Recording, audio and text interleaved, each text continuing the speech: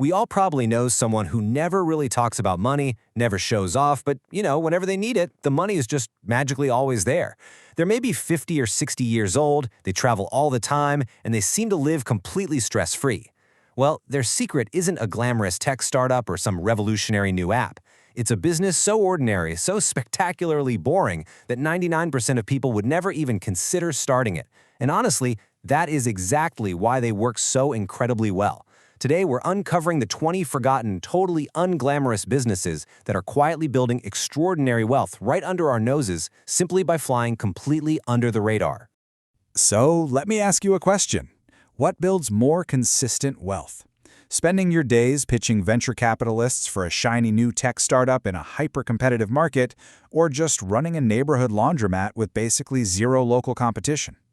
I mean, most of us are completely conditioned by social media to chase that flashy dream, but the actual data tells a radically different story about what really survives and thrives. 94.8%. Let that sink in for just a second. That is the staggering success rate of a laundromat at the 5-year mark. While nearly half of all traditional businesses completely close their doors within their first 5 years, almost 95 out of 100 laundromats are still operating and generating reliable, consistent income. We're talking about a $5 billion industry here in the US, where a well-run location can generate over $300,000 annually with 50% margins. Why? Because, hey, clothes get dirty all on their own. You literally never have to convince a customer to wash them. Okay, moving to Section 1. Why boring businesses win, the secret to success.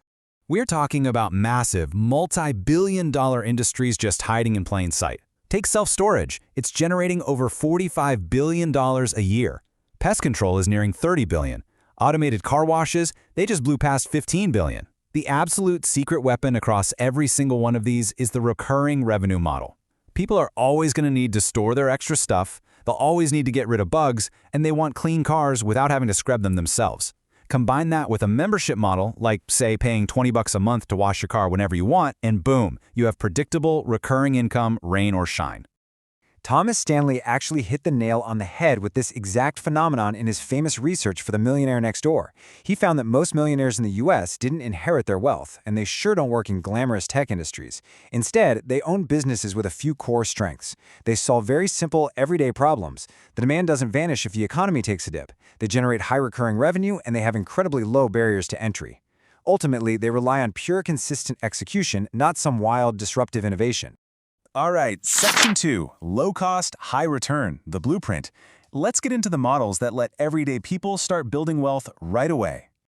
So let's look at how accessible this wealth building can actually be. First up, pressure washing. You can easily start with less than $5,000 for a really solid washer and a truck, and you're charging $200 to $500 a job. And the best part? Once you clean one driveway, the neighbors see it looking pristine, and they call you too. Next, vending machines. Under $10,000 to start. A single machine can generate $30,000 a year with 30% margins. And if you go into hyper-specific niches, like putting beauty product machines in salons or bait machines out by fishing spots, your competition literally vanishes. Finally, becoming a notary public. It costs maybe $50 to $150 to get certified, and you can charge up to $300 just for sitting in on mortgage signings. These have ridiculously low startup costs with surprisingly high returns. Now, this next one is just absolutely fascinating. It's called urban ore. The global scrap metal market is huge. We're talking projected to reach $771 billion. Urban ore is literally extracting precious metals like gold, silver, and copper right out of electronic waste. You basically act as the middleman, collecting what people throw out and selling it off to recycling plants. I mean, it is the ultimate proof that one person's trash is literally another's treasure. Which brings us to Walker Deibel's awesome concept from his book, Buy Then Build, the acquisition business. Out of all the 20 forgotten wealth builders we're looking at, this might be the most powerful one. Think about a wash and fold delivery service for laundry.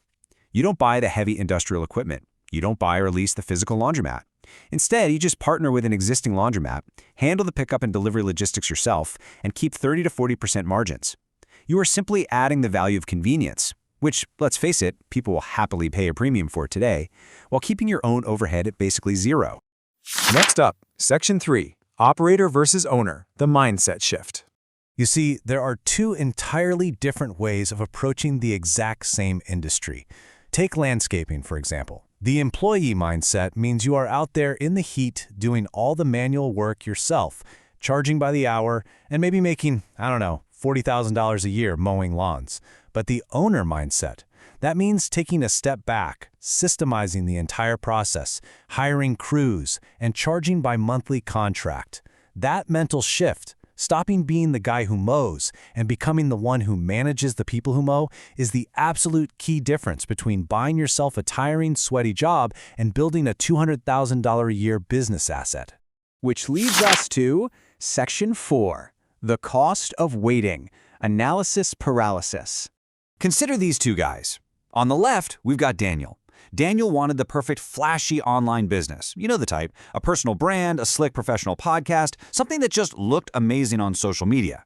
But because those ideas were never quite perfect, he just did nothing. Over 5 years, he essentially blew $36,000 on unused software subscriptions and dining out while waiting for that magical right moment. On the right, we have Alex. Alex didn't wait around. He took $3,500, bought a pressure washer, printed some cheap business cards, and just started knocking on doors in his neighborhood. It was messy. His hands probably shook the first few times, but he did it. Today, Alex bills $180,000 a year and has employees, while Daniel is still sitting there waiting. Think about it. Daniel's wasted $36K could have easily bought an automated car washer like 10 vending machines. No way, right? And hey, if you're sitting there thinking you've completely missed the boat, just look at the data heading into 2026. 94% of small business owners are projecting growth. That is literally the highest number ever recorded. Whether it's one of the 20 forgotten business models we touched on today or something totally similar, the demand for these high-success, recurring revenue services with extremely low competition is absolutely explosive right now. It really all comes down to this. Boring businesses pay for exciting lives. True financial freedom often means leaving your ego and your pride at the door. It means ignoring those heavily edited influencer lifestyles we see online and being completely willing to do the unglamorous work that everyone else refuses to do. Whether that's running portable restrooms, scooping pet waste, or painting parking lot stripes, doing the boring work is exactly what buys you the freedom to live an exciting, stress-free life. So the choice is entirely yours. Are you going to keep waiting for that perfect, glamorous startup idea that, let's be real, might never actually come? Or are you ready to get your hands dirty, solve some real everyday problems, and start building your wealth today? Millions of people have already made the decision to step up and work for themselves. The question really isn't whether it's possible anymore. The question is, how much longer are you going to wait?